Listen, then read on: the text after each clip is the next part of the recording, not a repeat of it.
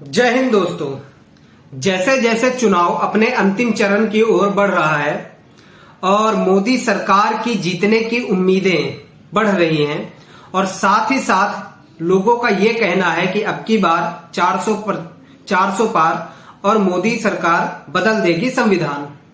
आज हम इसी चीज का एनालिसिस करेंगे कि क्या संविधान को बदलना इतना आसान है? क्या सिर्फ 400 सीटें पार होने से संविधान बदल सकता है कोई?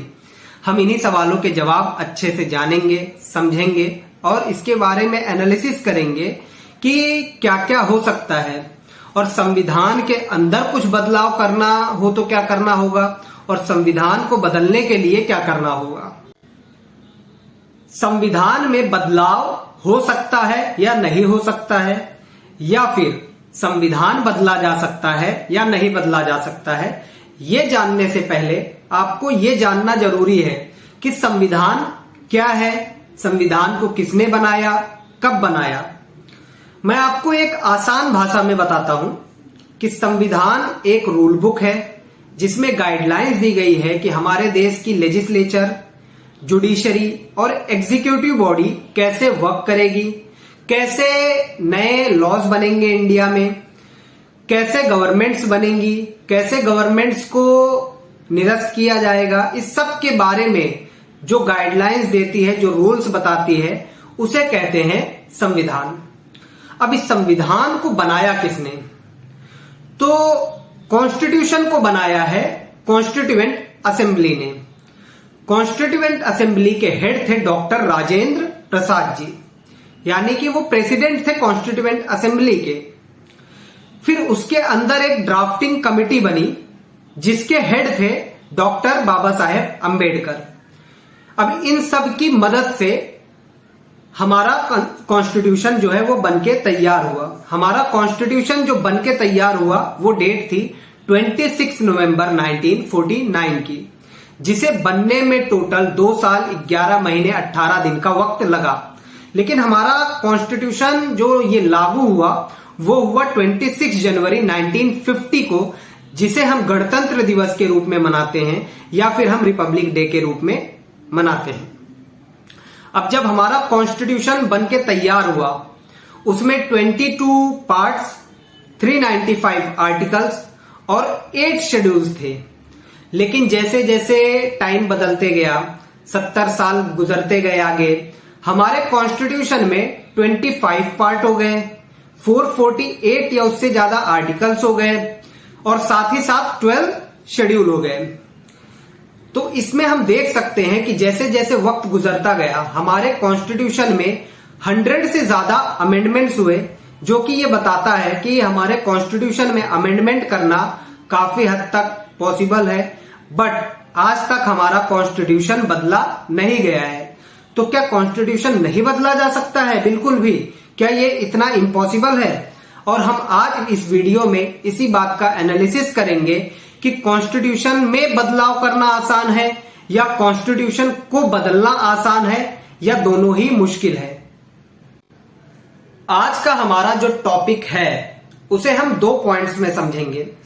पहला, चेंजेस इन कॉन्स्टिट्यूशन, जिसे हम अमेंडमेंट भी कह सकते हैं, और दूसरा चेंज ऑफ कॉन्स्टिट्यूशन, कि क्या पूरे के पूरे संविधान को बदला जा सकता है। तो हम इन्हीं 2 पॉइंट्स के थ्रू जो है वो आज के टॉपिक को समझेंगे। तो पहला जो टॉपिक है, पहला जो पॉइंट है वो ये है कि चेंजेस इन कॉन्स्टिट्यूशन। कैसे कॉन्स्टिट्यूशन के अंदर अमेंडमेंट्स होंगे, कैसे चेंजेस होंगे, इस चेंजेस को करने का क्या प्रोसीजर होगा, इसे कौन कर सकता है। कॉन्स्टिट्यूशन का आर्टिकल 368 ये पावर्स एंड प्रोसीजर के बारे में बताता है कि कैसे अमेंडमेंट हो सकता है। सबसे पहले जानते हैं पावर्स के बारे में। किसी भी अमेंडमेंट को सक्सेसफुली कंप्लीट करने के लिए या उसे लागू करने के लिए 4 मेन ऐसी बॉडीज है जहां से क्लियरेंस चाहिए होती है। पहला है पार्लियामेंट। जब तक बिल पार्लियामेंट से मेजोरिटी से पास नहीं होगा कोई भी अमेंडमेंट सक्सेसफुली एप्लीकेबल नहीं होगा। दूसरा है, अगर फेडरल स्ट्रक्चर में कुछ चेंज करना है, कुछ अमेंडमेंट करना है, तो स्टेट लेजिस्लेचर से भी सिंपल मेजोरिटी मिलनी चाहिए।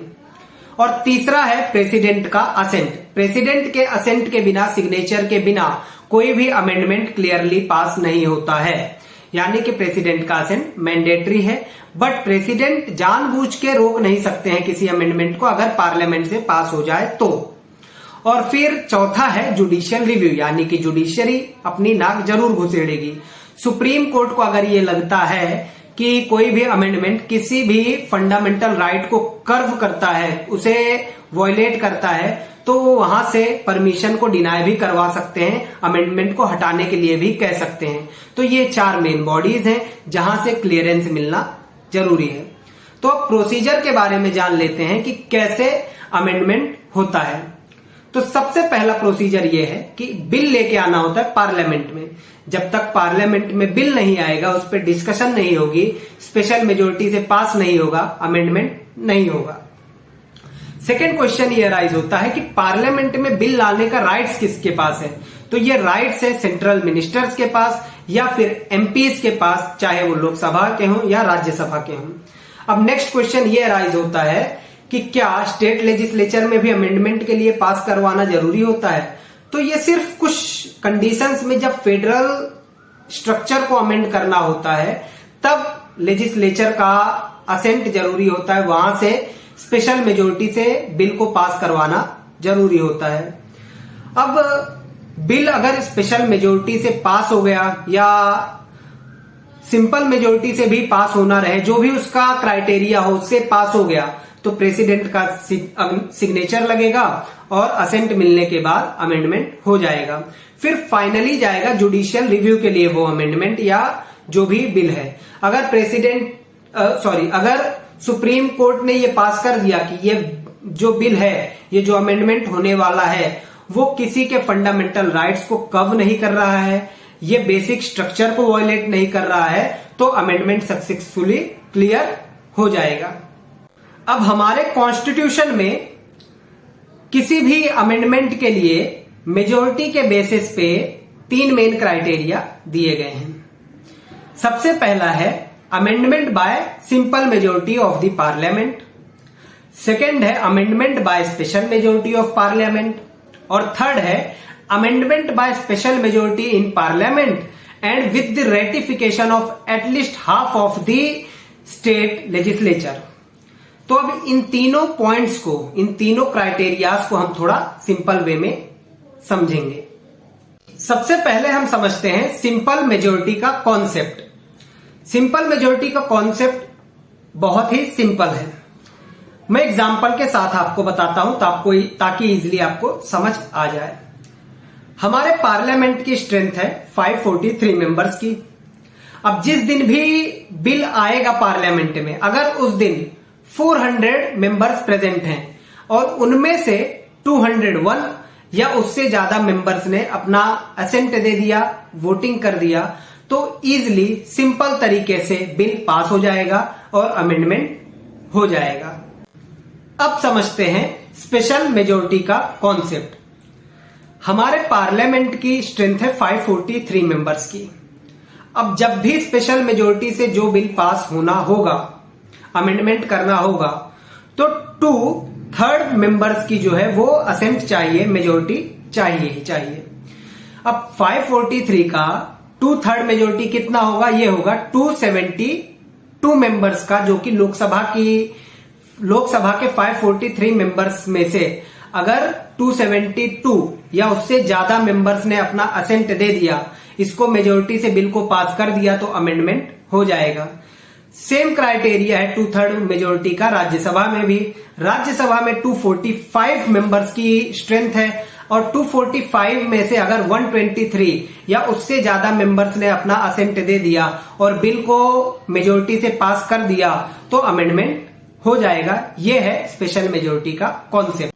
अगर कोई भी फेडरल स्ट्रक्चर या फिर फेडरल सिस्टम को चेंज करना है, अमेंड करना है, तो उसमें सिर्फ पार्लियामेंट की परमिशन नहीं लगती, उसकी मेजोरिटी नहीं लगती है, उसके साथ साथ स्टेट लेजिस्लेचर का भी मेजोरिटी चाहिए होता है।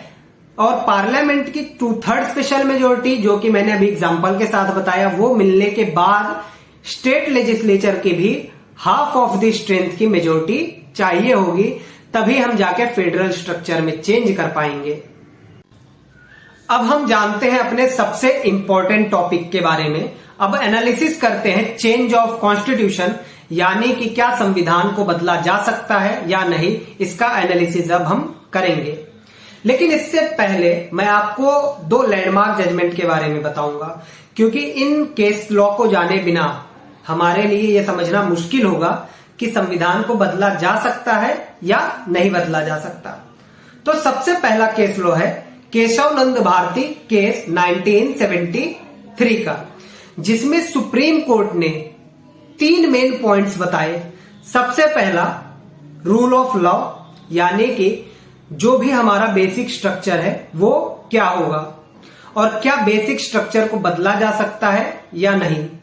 सुप्रीम कोर्ट ने इस केस में क्लियरली कहा कि कोई भी बेसिक स्ट्रक्चर जो फंडामेंटल राइट से जुड़ा हुआ है उसे अमेंड नहीं किया जा सकता है। जो भी प्रीएम्बल में बेसिक स्ट्रक्चर है उसे अमेंड नहीं कर सकते।